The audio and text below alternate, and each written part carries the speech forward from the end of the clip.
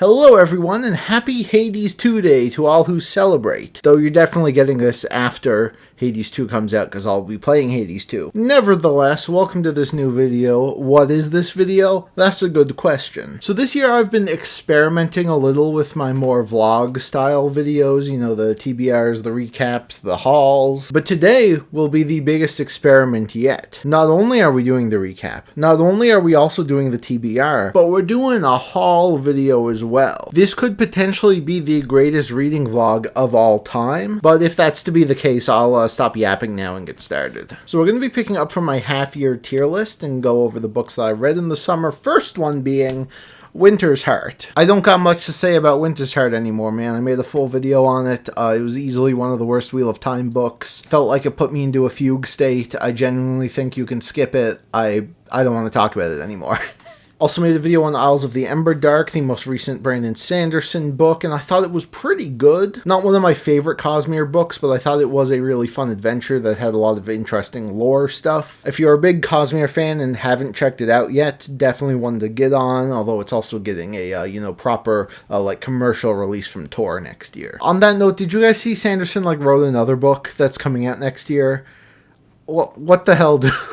The Long Walk. Now, surprisingly, I haven't actually gotten a chance to talk about The Long Walk yet, which is too bad, because this is an amazing book. It was the first book that Stephen King ever completed back in the 1960s, and though it wasn't published until the late 70s, this is basically the first Stephen King story, which makes it all the more impressive with how good it is. Most of you know the premise, dystopian, these boys are in a contest where they have to keep walking, and the last person walking wins. If you stop walking, you get shot. Such a brutal and visceral story that just really sticks with you. I mean, people say that and I believe them, but now, a few months later, I'm like, oh boy, I'm never forgetting this one. Something that impressed me so much about the writing was how it starts to go crazy along with the boys. As it goes on, it just becomes more confusing. We get these wacky time jumps. You can't really tell what's actually going on, which is mirroring what our main characters are feeling. And I thought that was just so fantastically done and super immersive. And knowing this was written in the 1960s and seeing it as a metaphor for the Vietnam War seen through the eyes of an 18-year-old makes it all the more fascinating. Now, that being said, it is still written by an 18-year-old Stephen King, and probably the one issue I had with this book was the excessive horniness. It's kind of insane. Thankfully, a movie just came out that kind of fixes that issue, and yeah, I thought the movie was pretty equally fantastic. It should still be playing in big theaters. I mean, seriously, if you have not checked it out, I think it's easily one of the best Stephen King adaptations ever. There were some changes it makes, but I do think they worked for the film adaptation. The most important thing is it really captured the spirit of the book, and I thought it was great. Gate of the Feral Gods. This was the 4th Dungeon Crawler Carol book, and the series continues to be very fun and entertaining, and I continue to not really have all that much to say about it, because I kind of have the same thoughts on all of these books. It continues to do everything well and build up these great characters and this interesting, fun, scary world. I do like how the player count has been shrinking this whole time, but now it's starting to feel like, okay, we're really getting a feel of who the main players here are going forward. I'm really interested in seeing how the later floors play out, knowing, that there's going to have to be this exponential growth in power we're going to start to see. The Tainted Cup was a really, really interesting book. It's like a detective murder mystery set in a fantasy world. That fantasy world literally just being Attack on Titan. Wasn't actually huge on the Attack on Titan aspect, but everything else about this book I loved. And I love how it took this, classic detective story, but used this, world building and its magic systems to just sort of enhance it. Give us classic detective stuff with a new twist that you could not have done in any other world. I just really enjoyed myself with this one. Can't wait to continue the series, which is releasing pretty fast. I'm pretty sure book 3 comes out early next year, so I might want to get on that and catch up. Problematic summer romance. I mean, yeah, it was atrocious. I mean, I don't even know what to say here. The whole gimmick of this book was, ooh, it's problematic because he's 38 and she's 23. That kind of ends up being the least problematic aspect about it. I mean, this relationship here is just aggravating. This guy acts so righteous, so holier than thou, and it's so bloated with so many side characters who had nothing to the story. What are all of these people doing here? Yeah, not a great first impression from Ali Hazelwood. I mean, she doesn't really write the types of books I would normally read anyway, but I've also heard from fans of her other books that this one just was not up to that standard. So yeah, hopefully I never have to think about it again. The Dragon Republic. Yes, after 2 years, I finally continued on with the Poppy War, and I was reminded why I waited so long to continue the Poppy War. These books are really good. They're well written. I just find the characters to be so aggravating, man. Oh my god. And it's frustrating because that is the point. I see that. These characters are written well for sure. I'm just not super into it. Overall, I did still think this was a solid war story with a lot of great action, a lot of cool magic. Though I didn't end up liking this one as much of the first, and it was kind of for a weird reason. So the Poppy War books, for those who don't know, are based on real Chinese history. And while it's history that I'm no expert on, I still know. And once you spend enough time with these characters in this world, it starts to become very obvious who each of the characters are representing, you know, what each of the nations represent. And when you know that, it makes certain things extremely predictable, to the point where I was just kind of waiting for big twists to happen. And when they do happen, it's not nearly as impactful. And this is a very odd issue, because if I did not know anything about this period of Chinese history, like, it might have all just gone over my head and I would have had a completely different experience. But like the whole ending climax of this book, I was just waiting from the beginning for it to happen. And when it finally happens, I'm like, oh wow, the thing that I knew was going to happen is here. Okay. Still a series I'm very much enjoying so far, but I've definitely preferred R.F. Kuang's more recent books. Artificial Condition.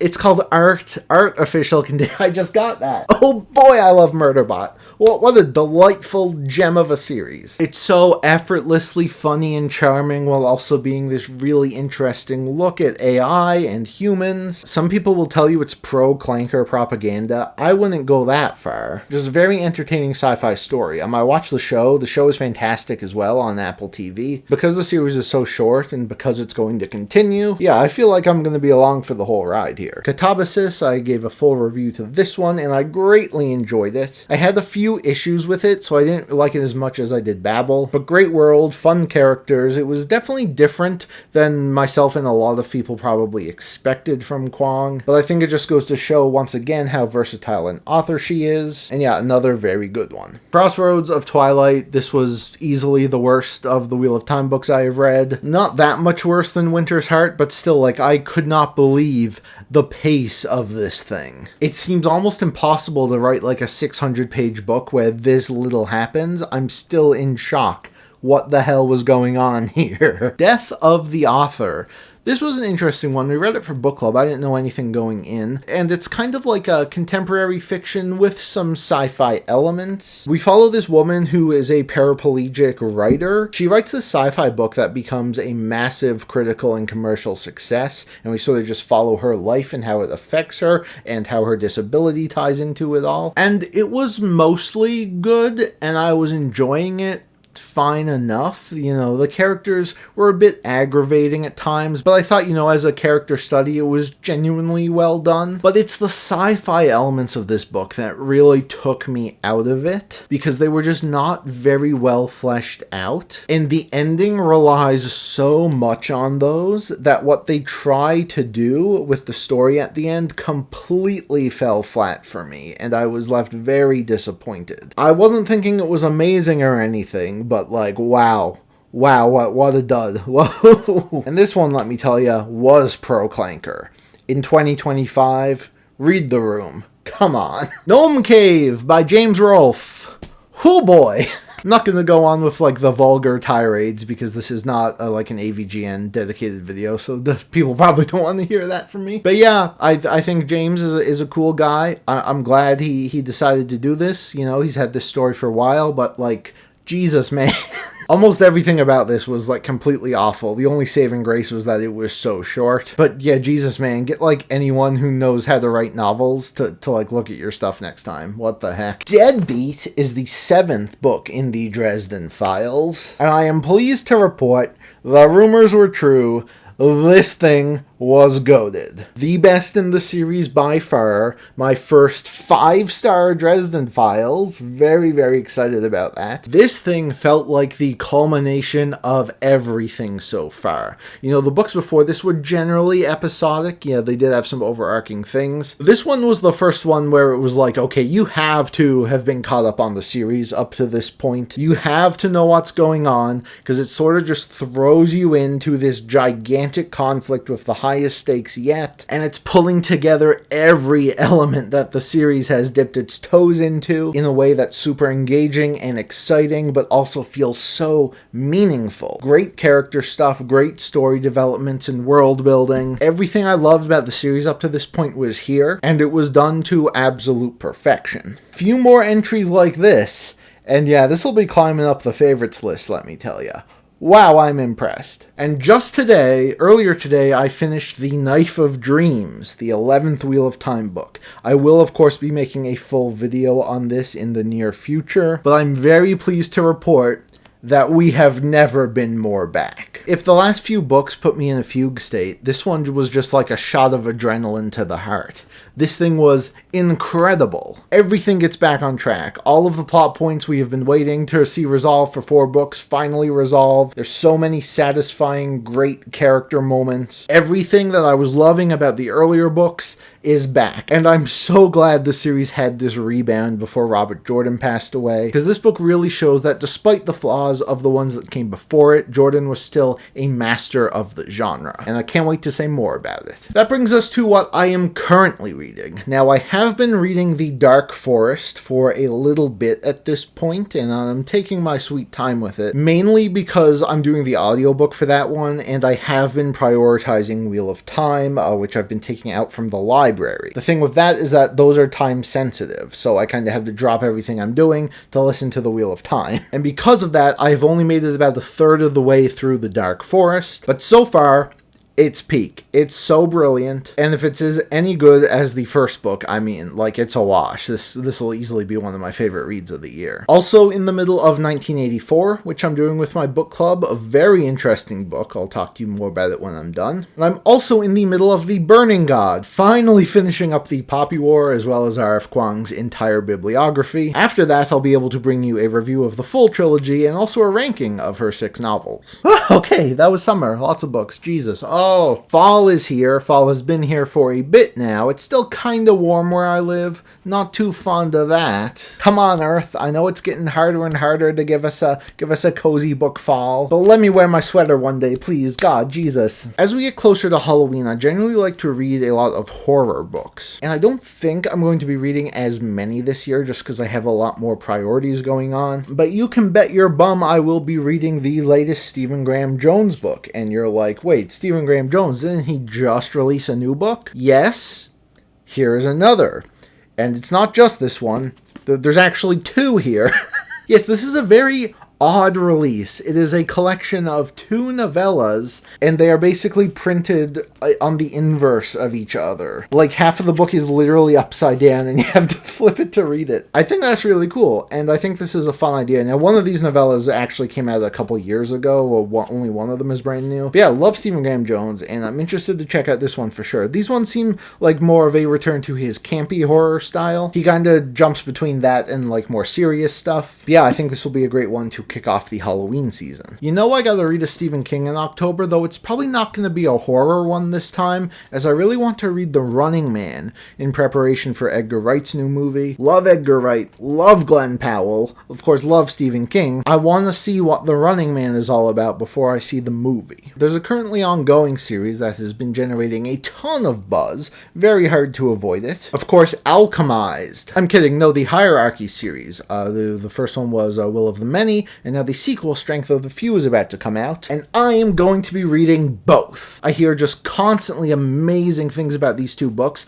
I will be going in completely blind. I literally know nothing about them. I've never read any of the other books by this author, and starting in November, we will be doing a group read for both of them in my server. If you've already read the first one, you can still jump into the new one. Going to be a very fun time, and I'd also like to shout out the publisher because they're doing something really cool here. I, like many others, was very disappointed that, you know, the sequel seems to be keeping the redesigned cover that they did for the first book, meaning if you got the first book with its original cover, the new one would never match it. They actually heard people's criticisms and decided that the new books will actually have a reversible dust cover that has the original looking design on it. That is so cool. Why don't more publishers do that? That is awesome. Cannot wait to get Strength of the Few and reverse that baby. Of course, Wheel of Time remains my #1 priority as I reach the home stretch. I have the last of the Robert Jordan books I need to read, New Spring. Not as crazy about finishing this one as soon as I can because it is a prequel book, but it is a lot shorter than the others, so I will definitely get through it. And then the big main event are the 3 final books that were written by Brandon Sanderson after Robert Jordan passed away. Since Knife of Dreams sort of reinvigorated my excitement for the series, I am like frothing at the mouth to check these out, man. I love Wheel of Time. I love Sanderson. I have no clue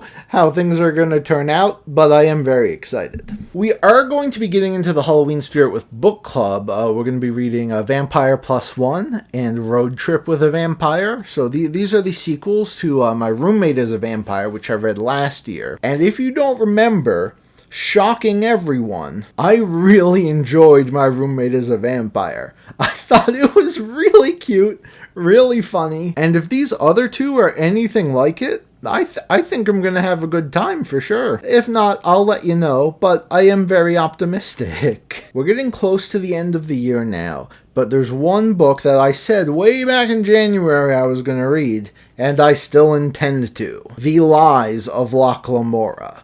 This is one of the most acclaimed fantasy series of the last 20 years. A book which story sounds extremely interesting to me. This series has been in my collection for like 5 years now. I gotta stop stalling and read this thing. So yeah, Lies of Locke Lamora. It is coming. And the last thing here, and this is only if I have time, because it's likely not going to be until I finish Wheel of Time, Death's End, the final book in the 3 Body Problem trilogy. Of course, I'm still not done The Dark Forest, but so far this series has just been the peak zenith, like my favorite sci-fi story ever, hands down, and I'm not even halfway through it. So yeah, this will be the shit, I'm sure. What comes next? What does the future hold? You know it'll have more Dresden Files, more Discworld, more Robin Hobb, but that will be a discussion for a later date. Let's go back several months and take a look at what has been added to my collection since last time. I got a Dune Messiah here, the second book in the Dune series, and the only one I actually have in these really nice hardcovers that came out a couple years ago. Of course, because I got it on Book Outlet for super cheap. Now, I did read the original Dune several years ago at this point to get prepared for the film, and now the Dune Messiah is getting a movie. I should probably, read Dune Messiah. It is the sequel to Dune, and I really like Dune. And this one is really short, so it's something I will read for sure. Also got Murderbot, yeah, the whole thing. I like to put my money where my mouth is, folks. And I was able to get them all for very cheap. Now, unfortunately, this edition is kind of weird. So these are 2-in-1s. They collect 2 of the novellas here. Definitely don't like the design as much as the original covers, but whatever, man. It was a really good deal. Here's the second one of the next 2 novellas, and then something really weird happens, because then we get this one, which has the next ones. They actually skipped something here. They skipped Network Effect. And this one is a bit longer. It's more of a proper novel than the other ones. But it's just not in this, volume 1, 2, 3 collection. They just skip one. I don't understand why. It's very, very strange. But yes, I do own all of Murderbot now, and there is a new book coming out in the first half of next year. Hopefully, I will be caught up by then, because like I said, they are quite short. I don't believe I've showed off Vinland Saga yet. I might have. I don't know. This is Vinland Saga book 14. Of course, I just made a big full video review on the entire series now that it's over. It's one of my favorite manga ever. This volume in particular is incredible. It's like the build up to the big climax at the end. Oh boy, is it oh Jesus. Oh, there's going to be one more of these likely coming out early next year. I've been collecting it for 10 years. Gonna be bittersweet, but I guess that is kind of the point of the series. As I've decided to collect all the Discworld books, I've had to come to the harsh realization that I need to stop being so picky about the editions. Because if I'm only getting these Penguin ones, it's going to take a lot of time and it's going to cost me a lot of money. I really just got to stop being a bozo and just get the Harper ones if they're $5 each. I gotta do it, man. It's not a big deal if they're slightly different. It's really not. I just gotta keep telling myself that.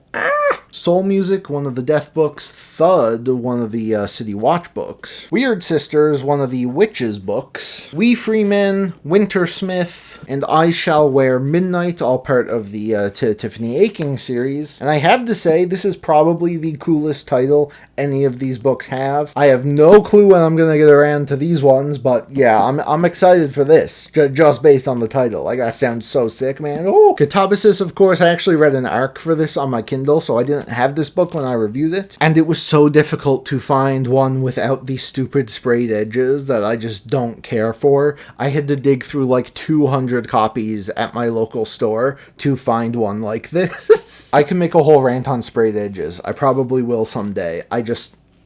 Sometimes they're cool, sure, but Jesus, like, they should not be the only edition available. Stop! And finally, of course, I got a Stephen King book, Hearts in Atlantis. So I find you see this one at used bookstores all the time. It's very, very common. For that reason, I never really picked it up, because I would always prioritize ones that I felt like would be harder to find later. Like Hearts in Atlantis, I'll see that next time. I don't need to get it right now. Yeah, this was a late 90s short story and novella collection. The Dark Tower has a lot of references to some of the stuff in this book, so I know a bit about what's going on. But yeah, happy to add another King original to the collection. I got like less than a dozen to go, man. Exciting stuff. God, man, long videos are crazy. Like, my mouth is dry, I'm getting a bit sweaty. Ew. But yeah, that was my Ultra Giga Omega reading vlog, I suppose. Let me know what you guys thought of it. Is this a format I should keep? Should I just go back to making shorts? Because, you know, these days it's all about the ADHD and the Italian brain rot and, you know, calling me Unk. They're like, wow, Joel, you're 27? Okay, Unk. Shut up, man. Shut up. I know I said I had a bunch of books to read, but I'm gonna go back to Hades 2 now, and I will see you all in the next video.